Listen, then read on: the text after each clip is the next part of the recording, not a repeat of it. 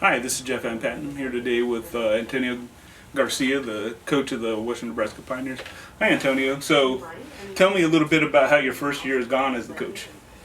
Yeah, it obviously coming back to a town that I'm familiar with made it easier, but with my first go around it, being in charge of a group of young kids, it's been one of the best summers of my life. I really couldn't ask for more from our team. Our team's obviously playing well and they get along so well, so it's a really fun group to be around every day. Yeah, and how was it different for you? I mean, obviously you played here the first year. How's it different, coming in now as a coach? Yeah, well, things I've noticed in the league. The league's gotten 10 times better since when I was playing in it. It's come a long way, and the talent level of all the teams has improved, which makes it more fun. Being a baseball guy, came out here wanting, just to coach and get to see some good baseball, and that's exactly what's happened, and that's a big change that I've seen in the last couple of years from the league. Yeah, and was it kind of what you expected, from a coaching standpoint, or? Yeah, from the coaching standpoint, for sure.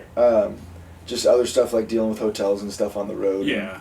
And, stuff like that's been different and a learning experience for sure. But I feel like I've done a pretty decent job of handling it all, and just really enjoyed being here. Yeah. Is this your first time ever coaching baseball, or is it? No, I've coached baseball for 4 or 5 years at all different levels. Yeah.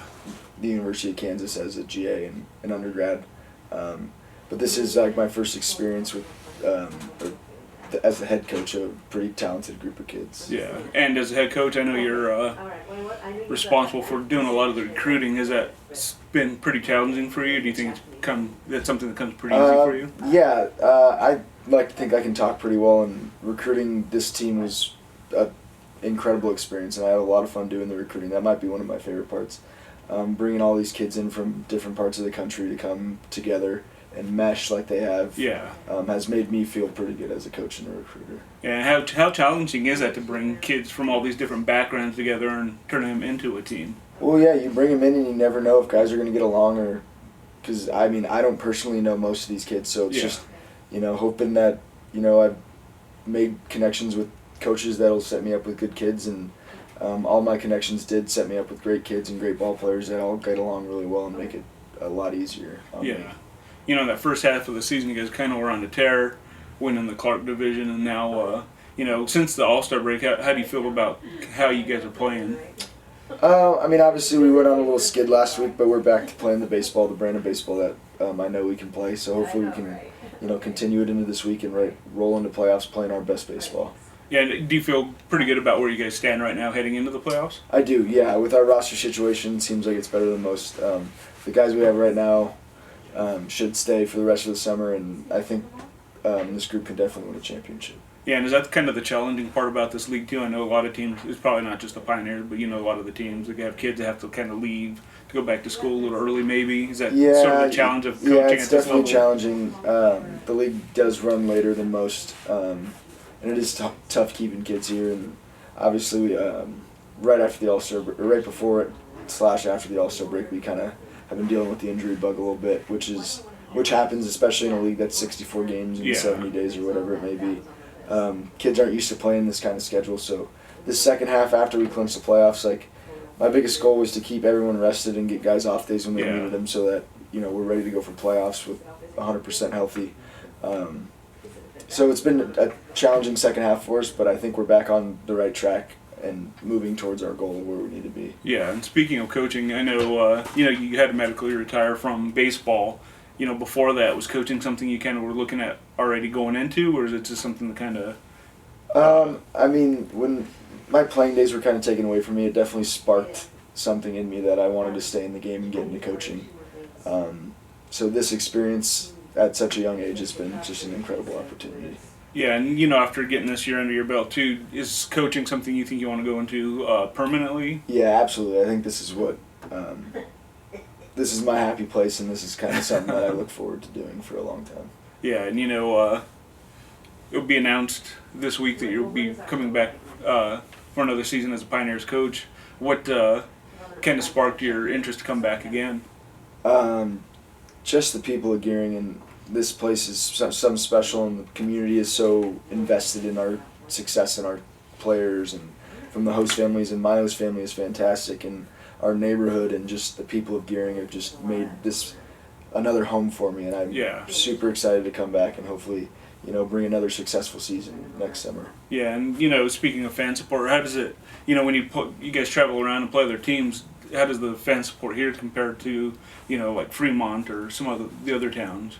It doesn't compare.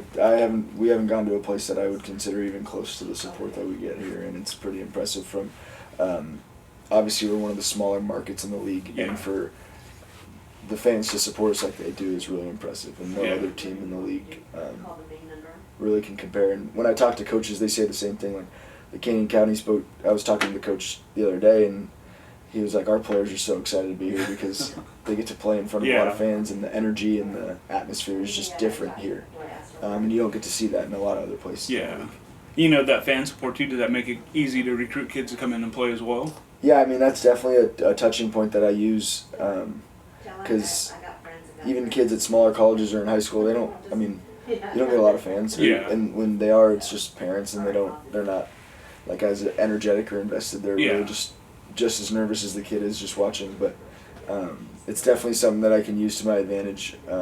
That we are the best. We do have the best fan base in the league. Most attendance the last 4 years. Yeah. There's no secret that it's fun to play here. Yeah, and one thing Chuck says a lot of times too, or almost every player, their family at some point comes out here and watches them too. Are they generally pretty surprised too by the support that the area shows to these kids? Yeah, I'm sure they are, and a couple of the parents that I've gotten the privilege to talk to have said nothing but great things about either their host family or the games or anything like that. So.